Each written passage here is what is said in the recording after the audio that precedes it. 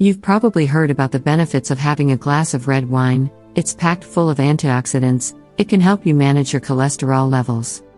It keeps your heart working in tip-top shape.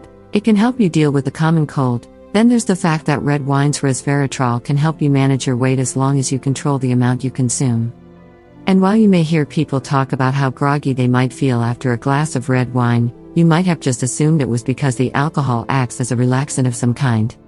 But as it happens, there's more to it than we thought. Red wine contains something we're more used to seeing in our medicine cabinets than in our booze. Red wine is higher in tannins and melatonin from the red grape skins.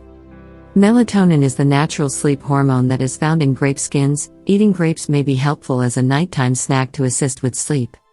However, when you have wine, you are getting a combination of alcohol as well as melatonin that can make you feel more tired and sleepy. Drinking red wine doesn't always result in restful sleep. Indulging in red wine to help you sleep has pitfalls. 2 red wines tend to be higher in alcohol by volume, which can have a sedative effect.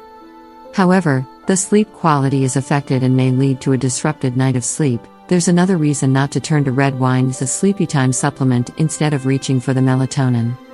While a glass of red wine might have 60 to 120 nanograms of melatonin, a pill can have as much as 10,000 times that amount. So, how can you take advantage of dietary changes for better sleep? It's important to first establish a good sleep routine to assist with sleep. However, it is important to discuss this with your physician to ensure that it does not interact with any medications. There you have it. There are better ways to get some shut-eye than pouring a glass of wine.